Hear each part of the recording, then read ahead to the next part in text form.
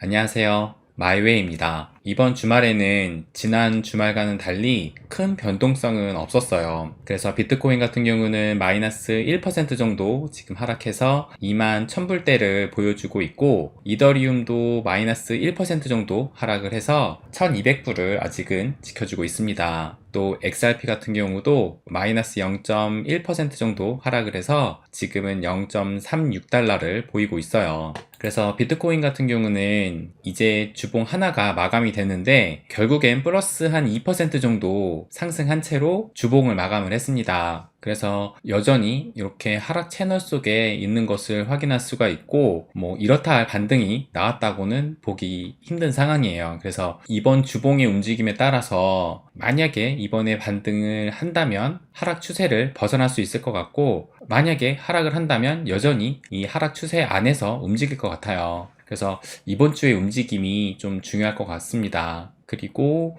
리플 같은 경우 이번 주말에 판결이 나온다고 했는데 그런 소식이 전혀 없었어요. 그래서 가격은 더 오르지는 않았고, 리플도 마찬가지로 이 하락 채널 속에서 지금은 이제 상단의 저항선에 부딪혀서 움직이고 있는 상황이에요. 그래서 리플도 마찬가지로 이번 주에 뭔가 좀 방향성이 나오지 않을까 하는 그런 생각이 듭니다. 그래서 공포 탐욕 지수를 보면 어제보다 2포인트 하락해서 지금은 12포인트로 여전히 익스트림 피어의 극단적인 공포의 장을 보여주고 있어요. 그래도 증시가 미국을 비롯해서 우리나라도 지금 이제 상승을 이어가고 있는데요. 지난주 금요일에 특히 나스닥 같은 경우가 3.3% 정도가 상승을 하면서 좀 의미 있는 반등을 보여줬어요. 그거에 따라서 우리나라 역시 2% 정도의 상승을 하면서 다시 2400포인트를 회복을 했습니다. 그래서 일단 암호화폐 시장도 그렇고 전반적인 이 자산 시장이 좀 어느 정도 반등을 해주면서 분위기는 좋게 흘러가고 있는 것 같아요. 그래서 제가 주말 동안에 설문조사를 하나 했었는데 여러분들의 현재 포지션이 어떠한지를 공유하는 차원에서 제가 이 설문조사를 했었어요. 그래서 이제 하나하나 좀 보면 어느 정도 저점으로 판단하고 풀매수를 끝냈다라고 답변을 한 비중이 한 35% 정도 되고, 시드에 50% 이상 매수했고 하락시 더 매수 계획이다는 18%, 또 시드에 20% 미만으로 매수했고 하락시 더 매수 계획이다는 한 8% 정도, 그리고 현재 무 포지션으로 관망하다가 17,000달러 밑으로 하락시 매수할 것이다가 한 17%, 그 다음에 어떤 이유로든 아무것도 하지 않을 것이다가 22%를 차지했어요. 그러니까 지금 이걸 보면 가장 높은 비중이 지금 요거잖아요. 지금 풀매수를 했다라는 답변이 35%로 가장 많은 답변을 해주셨는데, 근데 요거를 좀 자세하게 들여다보면 요거는 풀매수를 했다라는 거지만 요것도 매수 계획이고 요것도 매수 계획이고 요것도 하락시 더 매수할 계획이라는 거예요. 그러니까는 요 세 개의 답변은 더 매수를 하려고 기다리고 있다라는 답변이거든요. 그러면은 요거의 비중이 요 세 개를 더하면 지금 43%입니다. 그러니까는 22%는 가격이 오르든 내리든 아무것도 안 한다고 답변을 했고, 35%는 이미 풀매수를 했고, 나머지 43%는 어쨌든 지금 매수를 더 하려고 기다리고 있는 사람이에요. 그러니까 지금 풀매수를 한 사람도 있지만 43% 정도는 더 매수를 하려고 기다리고 있는 사람이구나를 좀 알 수 있는 것 같아요.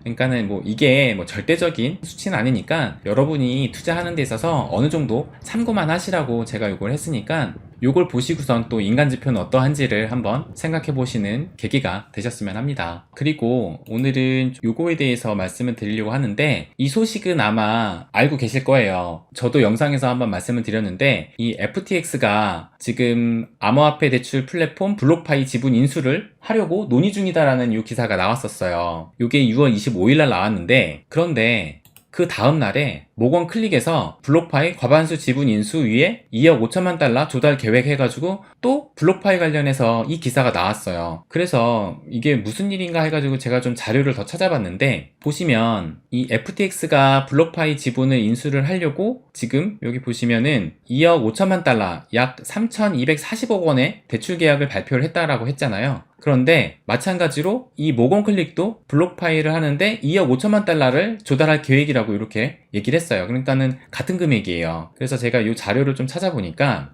이 기사에 조금 더 자세하게 나와 있는데, 먼저 이 블록파이가 FTX하고 2억 5천만 달러의 대출을 이제 받으려고 했는데, 근데 이 내용을 보면 이 대출 조건에는 이게 지금 이제 번역을 한 것이라서 좀 매끄럽지가 않은데, 제가 요거를 좀 해석을 해서 말씀을 드리면, 그러니까 블록파이가 대출을 FTX에 받을 때 그 조건 중에 하나가 기본적으로 영해 가격으로 구매할 수 있는 옵션을 제공했다. 그러니까는 FTX가 블록파이를 그러니까 거의 헐값에 인수할 수 있는 그런 옵션이 들어있다고 해요. 그러니까 FTX가 이 옵션을 행사를 하면 스톡 옵션을 가진 경영진이나 직원을 포함하고 또 기존 지분 주주와 투자자들에게 쓸어버릴 것이다. 그러니까는 좀 피해가 커진다라는 것 같아요. 그러니까 블록파이가 대출을 FTX에 받음으로써 그 옵션 중에 하나가 어떻게 보면 헐값에 인수되는 거기 때문에 기존 투자자들한테 지금 피해가 갈 수 있다라는 얘기예요. 그러니까 지금 보시게 되면 이 모건 클릭 디지털은 블록파이의 최대 투자자 중 하나입니다 라고 돼 있어요. 그러니까 이 모건 클릭이 블록파이에 투자를 하고 있는데, 만약에 FTX한테 블록파이가 대출을 받음으로 해서 블록파이가 헐값에 인수가 되면서 자기네들이 피해가 될 수 있으니까 FTX에서 대출을 받지 말고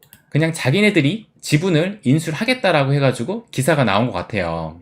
그래서 이 기사를 좀 보면 FTX와 블록파이가 확정적인 계약에 서명하기까지 3일 정도가 남았을 것이라고 이렇게 얘기를 해요. 그러니까 아직은 결정된 게 아무것도 없습니다. 그러니까 뭔가 지금 계속 이야기가 오고 가고 있을 것 같아요. 그러면은 이 모건 클릭이 어떤 회사인지를 좀 말씀을 드리면, 요분이 이제 모건 클릭의 CEO거든요. 그래서 모건 클릭의 이 홈페이지가 요건데, 이제 모건 클릭은 기관과 고액자산가를 대상으로 투자관리 서비스를 제공하는 자산운용사로서 미국 증권관리위원회, 그러니까 SEC죠. SEC에 등록된 투자고문회사이다 라고 보면 될 것 같아요. 그러니까 이번 암호화폐 위기로 어떻게 보면은 이 금융기관들이 들어오는 새로운 길이 열리고 있다라고 저는 보여져요. 지금 이 블록파이 건뿐만 아니라 셀시우스도 지금 파산 위기에 있다는 것을 여러분도 아실 거예요. 그러면서 셀시우스가 파산 가능성에 대비를 해서 알바레즈 앤 마샬이라는 구조조정 고문도 영입했다라는 이런 기사가 나오고 있고, 그러면서 기사가 나온 게 골드만삭스 셀시우스 자산 매입 위에 20억 달러 투자 유치 계획이라고 이런 기사도 나왔어요. 그래서 이걸 보면 지금 셀시우스가 파산 신청을 준비하고 있는 것으로 알려졌는데, 최근 파산을 위해서 컨설팅 회사인 알바레즈 앤 마샬, 그러니까 조금 전에 그 말씀드린 이 구조조정 컨설턴트를 고용하고 구조조정에 나선 것으로 전해졌다. 그러면서 골드만삭스 등이 셀시우스가 보유한 암호화폐를 인수할 가능성이 있는 것으로 전해졌다라고 이렇게 기사가 나오고 있어요. 그러니까 이번 기회를 이 골드만삭스라는 전통 금융기관이 이 암호화폐 시장에 좀 적극적으로 들어오는 그런 문이 열리고 있다라고 저는 생각이 들어요. 그래서 지금 이 셀시우스를 골드만삭스뿐만 아니라 여기 보시면 넥소가 셀시우스 인수를 위해 시티그룹과 협업하고 있다라는 기사도 나왔어요. 그러니까는 이 셀시우스가 파산을 하게 되면서 누군가에게 인수를 하게 될 텐데, 골드만삭스나 이런 시티그룹에 그래도 좀 헐값으로 넘기게 되겠죠. 하지만 이것이 전통 금융가 입장에서는 적은 돈을 들이고 기존보다 좀 더 쉽게 이렇게 진출할 수 있는 기회를 만들어주고 있다라고 보여져요. 그래서 이 셀시우스가 만약에 파산이 된다면 저는 이것 때문에 뭐 비트코인 가격이나 암호화폐 시장이 하락을 하기보다는 결국 파산을 하지만 뭐 골드만삭스나 뭐 시티그룹이 헐값에 인수를 하게 된다면 오히려 이것은 호재로 작용을 할 수 있겠다라는 생각이 듭니다. 그래서 제가 이제 비트코인이 바닥을 찍었다라고 말씀드리는 건 아니지만, 적어도 새로운 악재가 나타나서 하락하면 하락했지, 이 셀시우스가 파산으로 해가지고 비트코인이나 뭐 암호화폐 시장이 흔들려서 다시 저점으로 가진 않을 것 같다라는 생각이 들어요. 그래서 이 기사도 한번 보여드리면, 이 기사가 현재 전통 금융시장이 암호화폐 시장을 바라보고 있는 딱 그 시각이라고 보여져요. 그래서 뭐 블랙록은 뭐 워낙 유명하니까 이제 잘 아시잖아요. 그래서 여기 보시면 세계 최대 자산운용사 블랙록은 블록체인은 믿을 수 없을 정도로 파괴적이고 혁신적인 기술이다. 블록체인은 전통 금융시장을 훨씬 더 효율적으로 만들 수 있다고 말했다. 그러나 현재 블랙록은 암호화폐 ETF를 출시할 계획이 없다. 일단 오늘날 암호화폐 규제는 지나치게 불투명하다. 우리는 고객이 우리에게 기대하는 시장 품질과 규제 당국이 우리에게 원하는 수준을 만들 수 있을 때 암호화폐 ETF 출시를 고려할 것이다. 그리고 블랙록은 계속해서 비트코인을 포함한 암호화폐 자체를 연구하고 있다고 강조했다. 그러니까 블랙록이 지금 당장에 암호화폐 관련 금융 상품을 출시하지 않을 것인데, 그 이유는 지금 암호화폐 규제가 지나치게 불투명하다고 말하고 있어요. 그렇기 때문에 규제 당국이 우리에게 원하는 수준을 만들어 줄 때까지 기다렸다가 출시를 고려할 것이다 라고 얘기를 하고 있는 거예요. 그러니까 지금 금융가들이 보고 있는 시각이 딱 이거라고 생각을 합니다. 여기서 말한 것처럼 규제가 너무 불명확해요. 하지만 지금 이것이 변화가 되고 있습니다. 여러분도 잘 아시겠지만 얼마 전에 미국에서도 암호화폐 법안이 나왔잖아요. 그래서 여기 기사 나온 것처럼 역사상 최초로 미국에서 암호화폐 법안이 나왔다. 그래서 비트코인에 날개 달아줄까 하는 이제 우리나라 기사가 이렇게 나왔고, 또 미국뿐만 아니라 우리나라 역시도 제도권 진입을 본격화하고 있습니다. 요거는 어제 저녁에 나온 기사인데, 암호화폐 제도권 진입 10월부터 본격 논의, 내년께 국회 통과될 듯 해서 기사가 나왔어요. 그래서 이 기사를 보면 여당인 국민의힘과 관계부처는 10월부터 디지털 자산기본법 제정에 들어갈 예정이다 해서 10월부터 디지털 자산기본법 논의가 시작돼 내년에 법안이 국회 본회의를 통과하면 사실상 2024년부터 시행될 것으로 예상된다라고 해서 기사가 나왔어요. 그러니까 미국뿐만 아니라 우리나라 역시 지금 이 암호화폐 시장을 제도권에 편입을 시키려고 하고 있습니다. 속도는 느리긴 하지만 점점점 결국에는 이 암호화폐 시장은 자산 시장으로 인정을 받게 돼요. 그러면 이런 법제화와 규제를 통해서 자산 시장으로 인정을 받게 되면 조금 전에 말씀드린 이런 월가의 큰 금융권들도 이제 본격적으로 들어오게 될 것이고, 그 얘기는 이제 대중들도 이 암호화폐 시장을 투기의 자산으로 바라보기보다는 투자의 관점으로 들어오는 사람들이 많아질 것이라는 얘기입니다. 그렇다면 이 시장은 지금보다 훨씬 커질 수밖에 없어요.